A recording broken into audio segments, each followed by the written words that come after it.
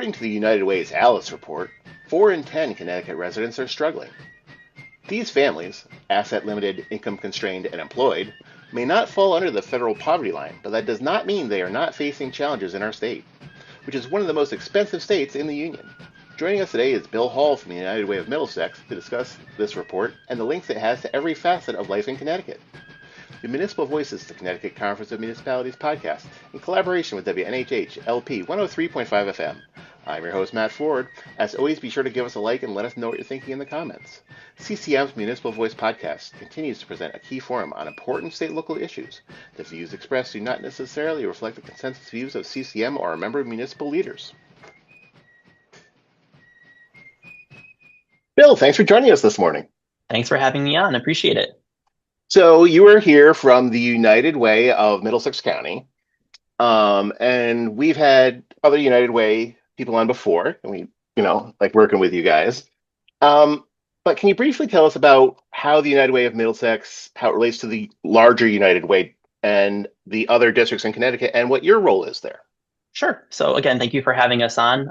So Middlesex United Way is kind of unique in the fact that we serve the 15 towns that make up Middlesex County. So our home base, our office, if you will, is in Middletown, but we cover all the way down to Old Saybrook, Westbrook, and Clinton, and everywhere kind of up the river valley too. So we have a big kind of mix of people and families. Middletown is definitely our biggest impact in terms of the number of agencies that we partner with, but we also try to include shoreline agencies as well to make sure that we're covering every single family that lives in our county. And so we're one of, I think, 14 or 15 across the state, and we work with United Way of Connecticut as well. Which is kind of things like the state organization, then there's sub-organizations below that. Okay. Yep, exactly. And so they are more of the advocacy arm of our group. They also help run the 211 helpline and support with 988 helpline as well. So, we all work together, but we sort of zero in on the impact areas that we want to focus on in our areas, the needs that we have in our communities. So my role here is the Director of Marketing and Communications. I've been here for just about 3 years. So I grew up in Durham. I live in Durham now. So I'm actually part of the community that we serve. So it's great because even just when I started 3 years ago, I had no idea what the need was in my town and the towns surrounding it. So it's really been a great lesson in sort of understanding what neighbors, friends, and family are all dealing with that you might not hear about otherwise. Yeah, I think that's important to know that, it's all corners of the state. You might not see it, but that's just because maybe it's a little bit more hidden or just out of your view in your town, but it doesn't mean it's not there, that people don't need help. So every year, the United Way releases a report that's called the State of Alice in Connecticut. Can you tell us, first off, what does ALICE stand for? Yes. So ALICE stands for Asset Limited, Income Constrained, and Employed.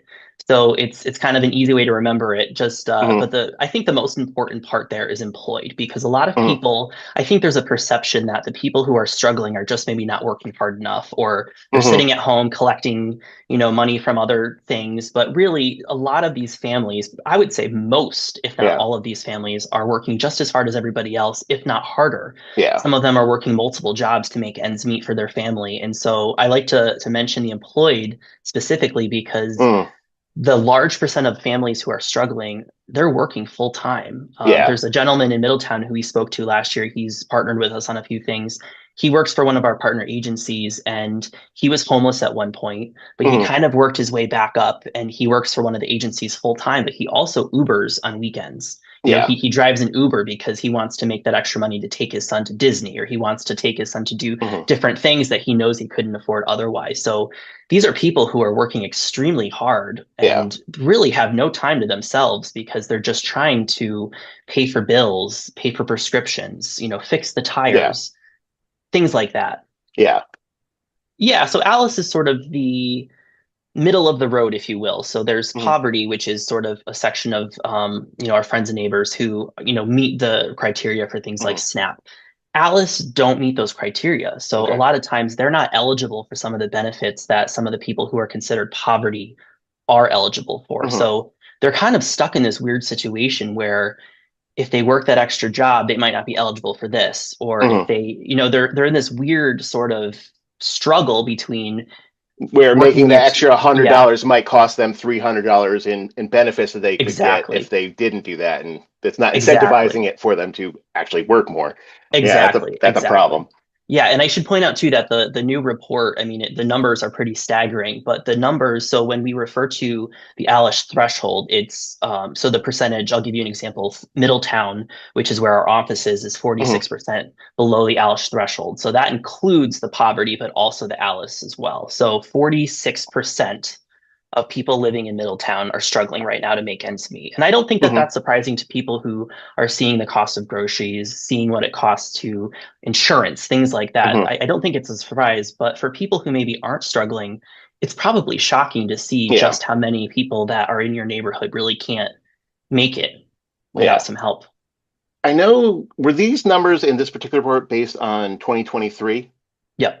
And I Yep. know there was a lot of worry about inflation at that point, which has sort of died down, but now we have the price of, you know, groceries are Yeah. going crazy and stuff.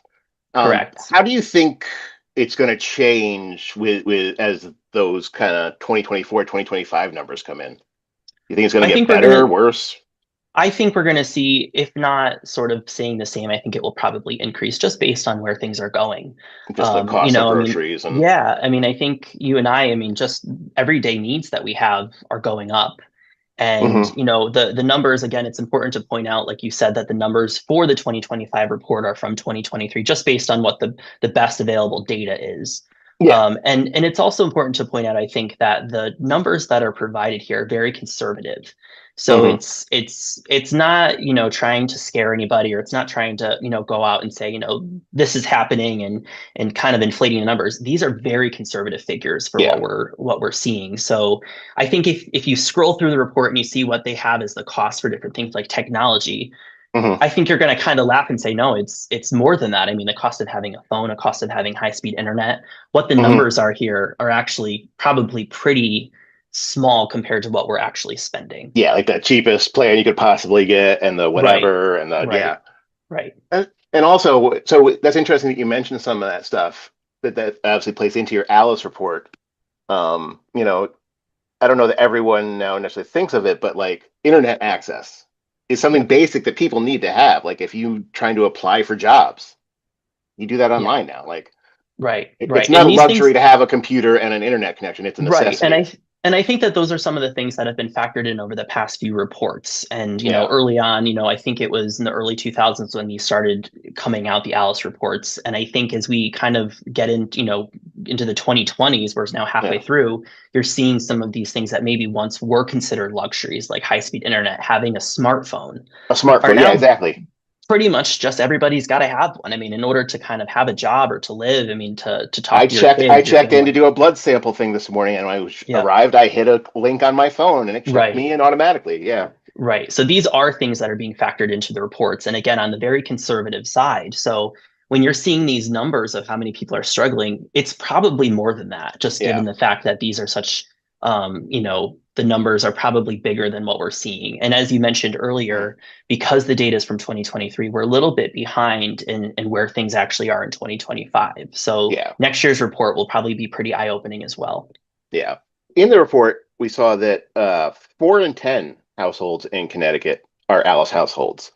Where does that place Connecticut? Do other states have like an Alice count sort of number? Do other places do that? That's a good question. I know at the press conference we had last week, someone had asked that. One of the reporters had asked that, and Daniel from United Way of Connecticut answered in the fact that yes, a lot of states, I think I want to say 48, but I could be wrong, do have something similar to what we release in Hmm. Connecticut. United for Alice is sort of the overarching report. They kind of take care of all of them, and then we go through and we tweak it for each state. Gotcha. But I believe Daniel said, and I don't want to get this wrong, but I want to say that we're probably pretty in line with a lot of the other states. But as you and Hmm. I know, Connecticut's not a cheap place to live. Yeah. So, when it comes to things like rent, things like groceries, people are Yeah. feeling the burden of that in Connecticut probably a little bit more than other states. Yeah. But every state has its own thing. Hmm. So, it also depends on how much help there is for people. So, Yeah. but I think overall, I think we're pretty much in line with a lot of the other states across the country. Yeah. Which is not to say that we don't, there's not something we have to fix. It's just that Yeah, everyone's having similar problems. right, right. Across the Um, board. Yeah.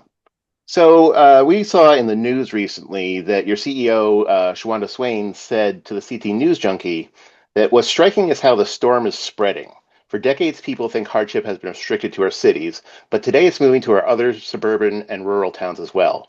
There are sharp increases in places like Chester and Lisbon and Easton and New Milford in the West. No corner of our state is untouched. Could you address that? Connecticut's known as a rich state. How does that work with this reality? Yeah. So one of the things that Shawana mentioned, and you just mentioned as well, is the town of Chester. So that's Hmm. one of our towns in Middlesex County. And Chester's a very nice town. If you go there, you Hmm. visit. I mean, it's got a beautiful downtown, and Very people would think of classy it. restaurants, and yeah. Yes, yeah. So if you go to Chester, you're going to think of it as a wealthy community. I think that's Hmm. just pretty open and not a secret, but Yeah. there are people struggling there. And I think the Hmm. when I first saw the report for this year and I saw that 40% of Chester residents are considered below the ALIS threshold, that Hmm. surprised me because I Yeah. think Middletown's not so much of this a surprise. A lot of, like I Hmm. said before, a lot of our funding goes to agencies in Middletown that support residents here. It's our Hmm. city in Middlesex Yeah. County. But Chester is also feeling a lot of the burden. Hmm. Westbrook down on the shoreline, that's 41%. That's a Hmm. pretty high percentage. And so families are just, I think the cost of living in these towns is higher than I think what people are getting paid in terms of the wages are not keeping up with the cost of living. But Yeah. another factor, especially in Westbrook, I spoke to one of our agency partners who supports people learning English Hmm. in when they're in Connecticut. And a lot of people that they had mentioned are people, coming in and working service jobs. So especially on the shoreline during the summer, it Hmm. fills up with people who are coming in for, they Yep. go boating or they're going to the beach, restaurants are full. So think about the workers who are at these restaurants or, Yep. working at these service jobs. They want to live where they work. I mean, aside from Hmm. transportation issues, why not live in Westbrook? Why not live in Old Saybrook? I mean, it's Yeah. close to where you work. It's a beautiful area.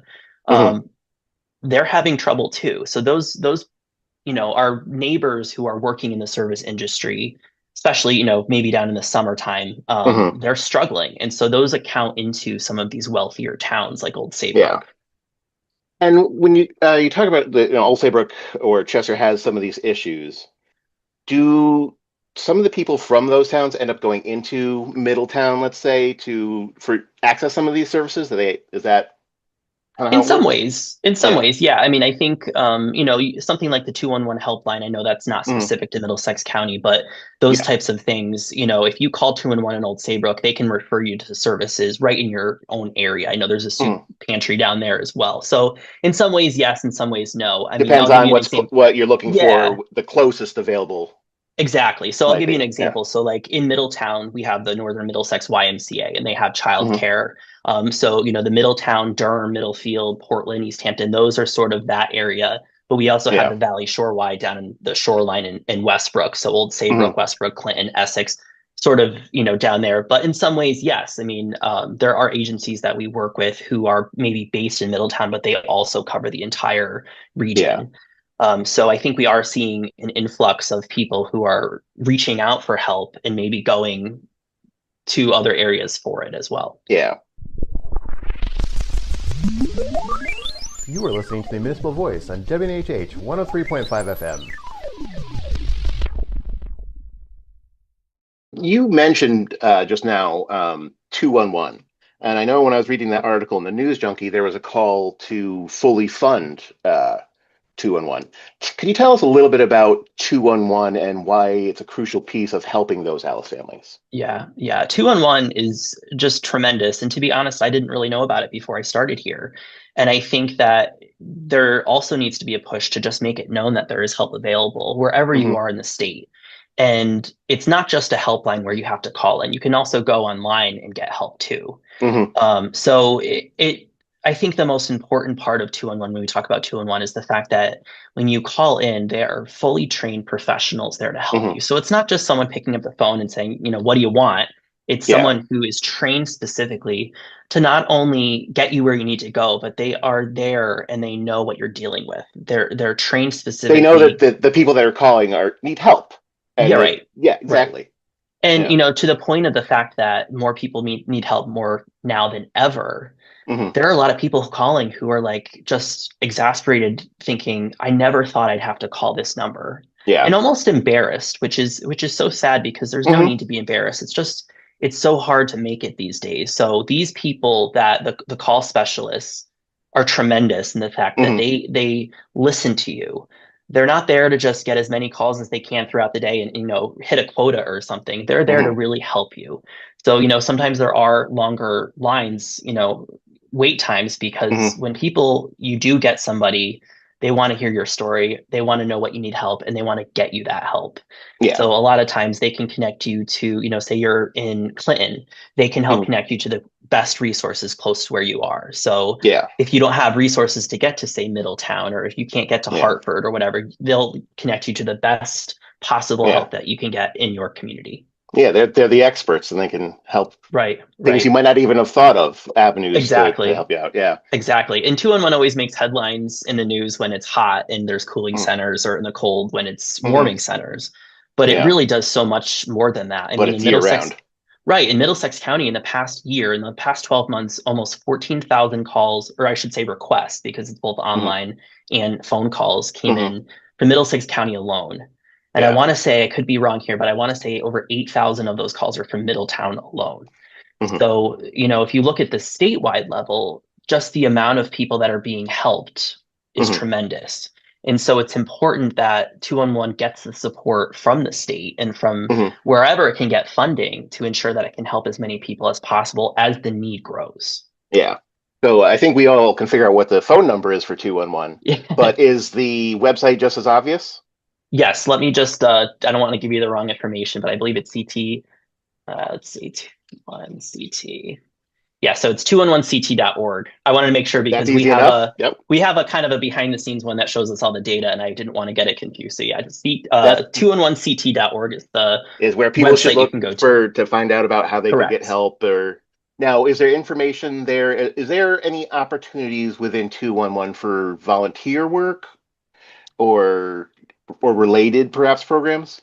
Yeah, so, and I can speak specifically to us at United Way. Yeah. We have a lot of volunteer opportunities. Well, I don't know for sure about 211, so I don't want to give you the wrong Okay. information in terms of volunteer opportunities. But But there is with United Way. yes, yes, Okay. absolutely, and that's one of our kind of big impact areas is getting volunteers and then finding where those volunteers can best serve. So we Hmm. work with, like we're here in Middletown, we work with Liberty Bank, we work with Wesleyan, big companies, and other Hmm. agencies across the state. And so what we do is we work with, like recently we did a volunteer opportunity with Columbus House in Middletown. Hmm. We did one with Oddfellows Playhouse in Middletown. So if they have a need for, say, painting the hallway or Hmm. getting rid of some of the weeds in the yard of one of the tenants that live there, we'll work with not only our team, like we're out there too, but we'll Hmm. ask some of our workplace campaign partners, so the big Liberty Banks of the world, Webster Yeah. Banks, big corporations, to do like a volunteer day. But we Yeah. also ask individuals as well. So we have a form Yeah. on our website. If you're interested in volunteering and helping out, you just want to do something for the community, we can help connect you to that. So people that need help, people that want to help, can Yeah, all turn to exactly. the. Exactly. That's great. And it sounds like sometimes you're kind of playing matchmaker between some of the organizations that need the assistance and some of the groups, organizations, corporations that are looking to help in any way they can. Exactly. And you're kind of matchmaking. Exactly. That's really That's a good way cool. to put it. I like that matchmaking. And we do that as well between the funded partners. So we give out, this past year, we gave out $300,000 of community impact grants to just Hmm. about 24 agencies. And so, that's sort of the headline, if you will, Hmm. $300,000. It's a huge number. We're so proud of Hmm. that. But one of the things that we also do that isn't related to money is we connect these agencies together as well. So in the springtime, our director of community impact, Brian, hosted a meeting of all of our community partners and allowed Hmm. them to network. So, Yeah. hey, how do you do this? What works for this? And, how do you get people to come to your event, or how do you get people to do this? And so they sort of brainstorm together. And so that's what we like to be like. I like the way you put it. We like to be the Yeah. matchmaker, the one that helps collaborate and bring people together. I think that's, this year our tagline is United is the way. And I think it's perfect because coming together, being united is really what helps the community. Yeah. Speaking about being united and working together, I know we worked with and heard from the United Way as part of our Young People First initiative we did, Mhm. and fostering updates to 211 was a major pillar of that work. Can you talk to how Alice households affect the young people who live in those households? Sure. Sure. So I think, the biggest point from this new report, and really reports before that, is just the extremely how difficult it is for people to afford childcare. Mm, Childcare is more expensive, according to this report, than housing for a family of four. And so yeah. just, to take a moment and think about that it costs family more to have childcare when they're working than it does to Mm, actually pay the rent or pay the mortgage. mhm, And so I think families are feeling the pinch because number one, it's choosing, okay, do I take this other job or is it cheaper for me to stay home, not have that job and be there with the kids? yeah. So, childcare, I think, is just a huge issue at this point. The Mhm, good news is there's a lot of agencies that are really working hard to help with that. So yeah. in Middletown, the Middletown Police Department recently sort of started but expanded their Middletown Police Activity League. So that's Mhm, something that Middletown kids can do in the summer. They also have programs throughout the year. yeah. They're one of our funded partners, but just seeing what they can do for families, not to Mhm, mention, the incredible relationships it builds with police officers and kids in the yeah. community who might otherwise be afraid of the cops. Yeah. We went to their grand opening last year and just seeing the kids playing games and really interacting with the officers and with the police department leadership was pretty incredible. Yeah. And we were at an event this spring, and the police officers were kind of making the rounds, and they had I want to say a young teen, maybe not quite a teen yet, walking around with them. And one of Mhm, the officers had said, "Oh, he just likes to hang out with us." yeah. And I thought that just speaks volumes about what they're doing in the community. Yeah. And, if they can go do that during the day in the summertime, Mhm, that relieves the parents of having to find childcare. But it yeah. also lets the kids have fun. Mhm. Oddfellows Yeah, it's a Playhouse really is cool another one. program. It is, and I know police departments across the state and across the Yeah, country do our it. And one of our former presidents, Mayor O'Leary from Waterbury, yep, no longer the yep, former mayor, he was a big supporter of the PAL in right, Waterbury and the whole program, and it looks really great. It looked like the right. kids really enjoyed it. Right. And so that's a newer one, but Oddfellows Playhouse is Hmm. another one that's been around for decades. They celebrated 50 years in the community in Middletown this year. I attended their children's circus, which is Hmm. just an awesome event. That's another one that I Hmm. think not only do the kids have a great time, it builds confidence. Hmm. Children receive meals when they're there. Hmm. So, if a family is struggling to put food on the table, and the kid goes to camp in the summertime, they're getting Hmm. meals. They're not stressing about feeding their kids during Hmm. the day. And I know So that. that Mhm. camp that you refer to is that for underprivileged families? Is it subsidized? Is it free for them? How does that work? I don't want to speak specifically to the cost just because I don't want to get Hmm. it wrong, but I do Yeah. know when I spoke to Dick Wheeler, who is, the executive artistic director of Oddfellows, Hmm. he sort of stressed the point that while they bring in everybody for the Hmm. camp, it's open to everybody. They specifically go into areas, low income areas in our Hmm. community in Middletown, where families who might not be able to afford it, the kids can go. Yeah. And again, I don't want to speak to the specifics because I don't want to get it wrong, but I Oh do yeah, know that certainly. there is support for Hmm. that. And again, he had mentioned, they're getting lunch, they're getting snacks, they're getting things Yeah. that help alleviate parents from having to feel stressed about putting food on the table and finding childcare for them. Yeah. And I will tell you from attending the circus, I mean, it was not only fun for the audience, and I don't Hmm. have kids in it, but to see the families there having a great time and to see the kids really enjoying themselves and being proud of what they spent their summer Yeah. putting together is just amazing. So those are just a small fraction of what's being done to help Hmm. alleviate some of the issues. I know the Y has a great camp in Portland. They Hmm. also do Kids Corner. So there's just so many different things that are there to support families in our area specifically. That's really great. Um, so looking at this report, there's a lot of scary numbers in there, and that's great. Do you think there's a silver lining? Do you see, any relief on the horizon, or do you see more of a financial storm, as some people have said is on the horizon? Yeah, I think both. I think, as Shawanda said during the press conference last week, Shawanda, our president and CEO, Hmm. the storm's already here.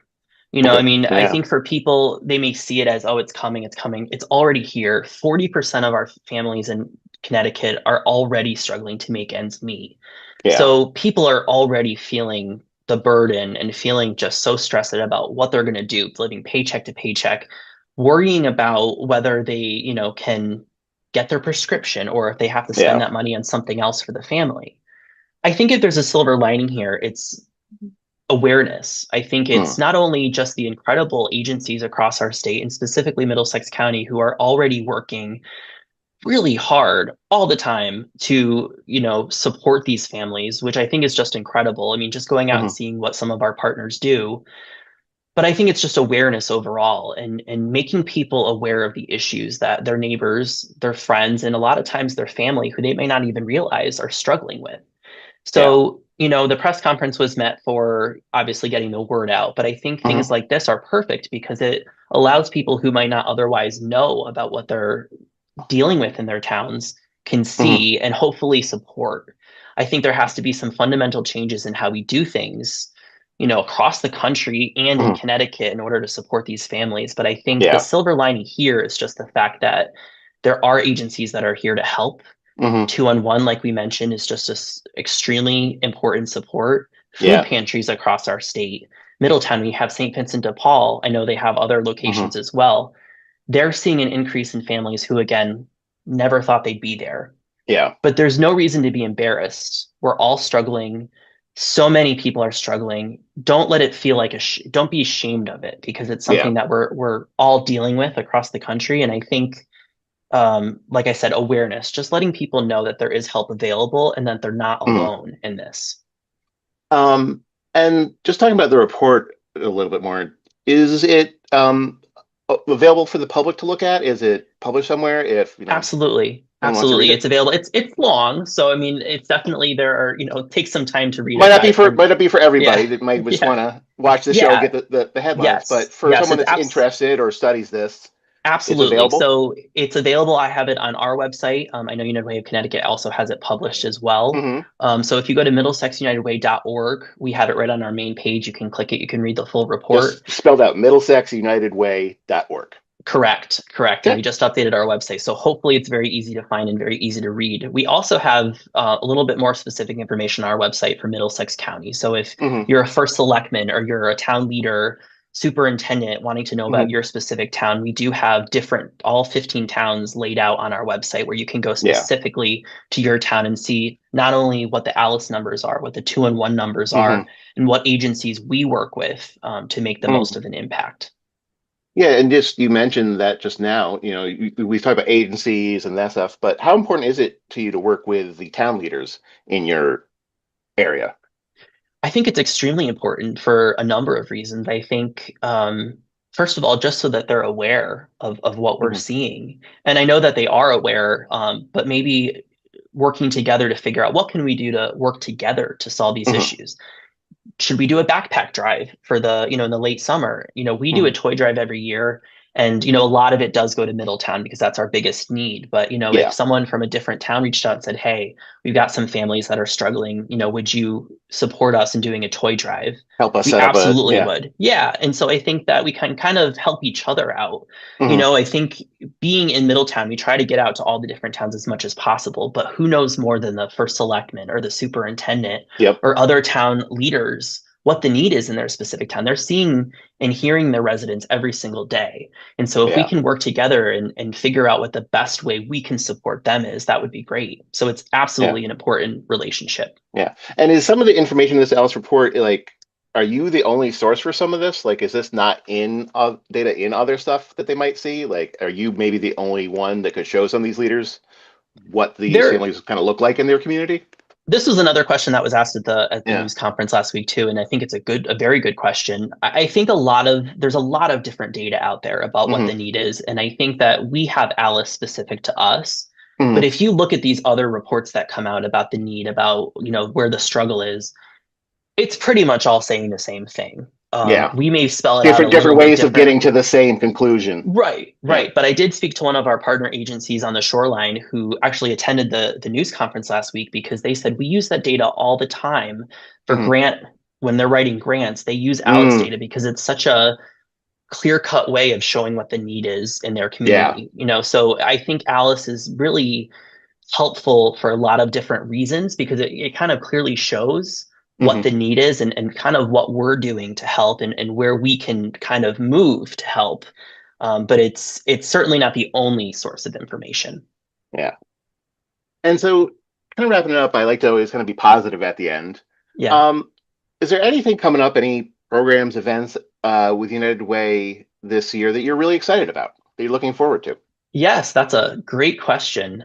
We have our third annual President's Ball coming up in October, and it's this Hmm. year's theme is Bridgerton, which I'm going to tell you I don't know very much about, so I can't But for offer the the best people words. that do, it will be very exciting. Yes, yes. So I'm told Yeah. it's very exciting, but I think it's a this lot is of specific. British people in fancy outfits. Yes, yes. So we're all Yes. going to dress up with the Regency era costumes. But Oh, fun. yeah. So it's really a fun way to raise money for our specific United Way. Hmm. But our president and CEO Shawanda had kind of come up with the idea for the first one a couple years ago because she's like, I don't want to do something that everybody does. I want to Hmm. do something that's fun, something where Hmm. you're there to have a good time. You're not there to So wait, hear is a it bunch of Bridgerton people. every year, or does it change year to year, No, the so the theme? first year it was Masquerade. It was Hmm. Masquerade for the first 2 years. Last year it Hmm. was Mardi Gras theme. So this year's Bridgerton. I don't Oh, want to that's give fun. away next year's, but I know there already is something for next Okay. year. Are there But pictures of the it's past ones, like on yes, Facebook or yeah, your website or something? on our website and on our Facebook page too. Yeah. But yeah, it's just a fun night. So you're not there to think about all the hard things people are dealing with. You're there to just have a lot of fun, and then the money that's raised then goes to support us and a lot of the agencies Yeah. that we So partner with. people can go So have a good time and feel good about it too. yes. So Yeah, October that's cool. 23rd at the Wadsworth Mansion. So that's the plug for And that. more information on your website. Right on our website. Yep.